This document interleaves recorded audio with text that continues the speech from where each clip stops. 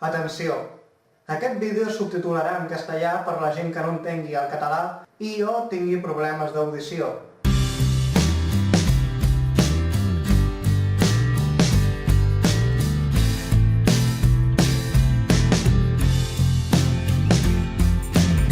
Molt bon dia, amants de la informació.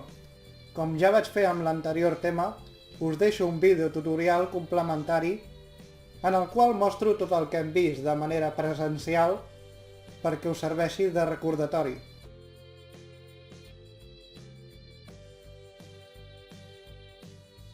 El primer que aprendrem en aquest tema seran conceptes bàsics que ens serviran per la cerca d'informació. La cerca documental és un procés pel qual s'obté la informació, les dades o les referències que s'ajusten a les especificacions d'una sol·licitud. Els termes de cerca són les paraules més significatives que l'usuari introdueix per realitzar una cerca i que seran recuperades en els registres de la base de dades.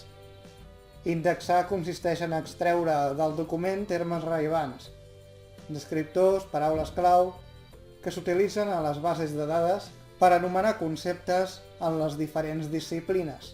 Per la seva banda, els índexs són llistes ordenades de termes normalitzats que representen el contingut d'un document. El llenguatge natural és el que utilitzem les persones per comunicar-nos entre nosaltres. En canvi, el llenguatge controlat o documental és un sistema artificial de signes utilitzats en les operacions d'indexació que permet la representació de contingut documental per a la seva posterior recuperació, servint com a mitjà per la interrogació, recuperació i difusió d'informació pertinent per l'usuari. El primer que haurem de fer serà mirar els consells de cerca que hi ha incloses a la seva pàgina web oficial. Algunes de les recomanacions generals que hi ha exposades no són del nostre interès, almenys de moment, ja que moltes són recomanades per usuaris que ja duen força recorregut amb el tema de fer cerques. Els operadors booleans seran bastant rellevants per la cerca avançada. Us poso una imatge en la que s'inclouen exemples dels 3 operadors booleans. Ara faré una cerca per mitjà de la hemeroteca digital per mostrar-vos un exemple de com utilitzar aquests operadors. Cercaré documents de la revista La Abeja de Barcelona que continguin en els seus documents la paraula biblioteca o pública. També podeu escollir l'opció de cercar documents que continguin les paraules en el camp de descripció en comptes de l'opció que he escollit pel meu exemple. Aquesta és la primera cerca en la qual començaré a fer ús d'operadors booleans, concretament el de OR, encara que també podria utilitzar el de AND o el de NOT.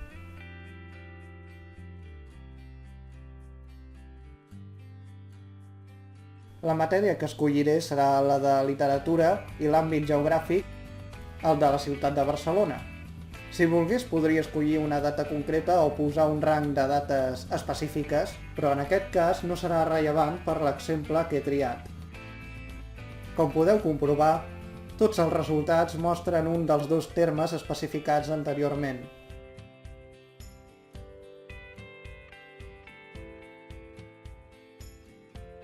Pel següent exemple amb operadors booleans, faré servir el catàleg de la BNE. Seguidament faré una cerca avançada en la qual faré ús d'un operador booleà, i o AND. Els altres operadors booleans que podria utilitzar, com hem vist abans, seria tant el DOR com el de NOT o XOR, que abans no ha aparegut. En aquest exemple podrem veure que l'XOR serveix per excloure algun terme de la cerca. Vist així, podríem dir que és similar al NOT. A part d'això, cercaré un autor i un títol d'una obra relacionada amb aquest autor.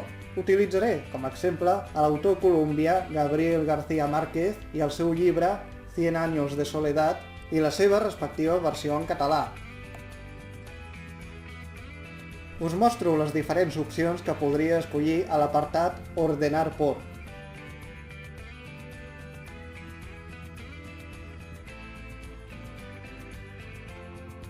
Em surten els 2 resultats del llibre que he cercat. Faré clic al primer per veure quina informació em proporciona. Puc veure informació detallada sobre el registre en qüestió o les seves respectives signatures. Dins dels consells hi ha una part on s'especifica el que succeeix si poseu algun signe de puntuació en la cerca que realitzeu. En aquesta ocasió aniré provant els diferents truncaments en el buscador del lloc web. Començaré amb el dels punts. Si no en poso cap, el resultat em sortirà com si fos un espai.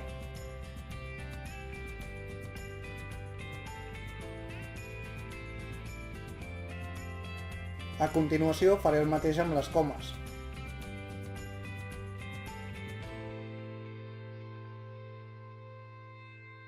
Passarà el mateix que abans, es substituiran les comes per espais.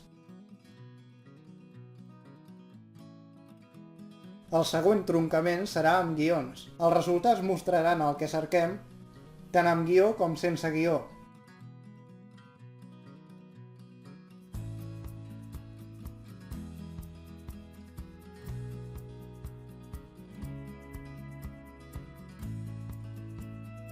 Per últim, es veurà com l'accent circumflexe que posem a la cerca s'ignoren els resultats.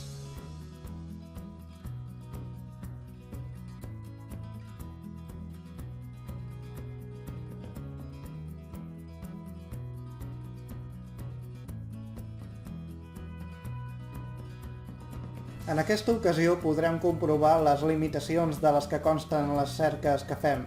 Si volguéssim trobar un llibre per mitjà del seu número ISBN o ISSN, hauríem de seguir el següent pas. Torno als resultats de la cerca del catàleg i cercaré en el segon, ja que abans he mirat el primer, per veure si hi ha inclosa la informació al número ISBN.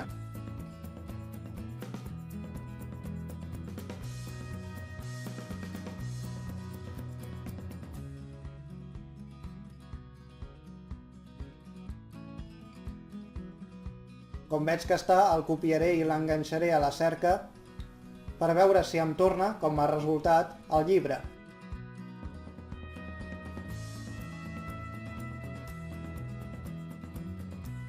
El resultat ha sigut l'esperat, ja que m'ha recuperat l'obra de García Márquez.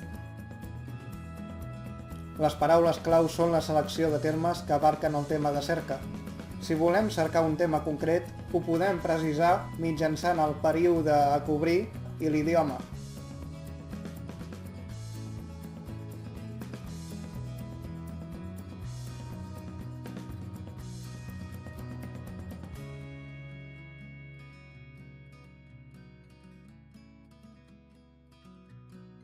Un cop ja ho tinc tot escollit, li dono clic a buscar. Podem veure que tots els resultats pertanyen a publicacions de l'escriptor Mario Vargas Llosa de l'any 1984.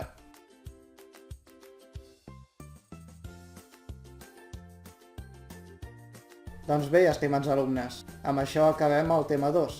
La setmana que ve us mostraré un nou videotutorial del que farem a classe del tema 3 i amb aquest finalitzarem el curs.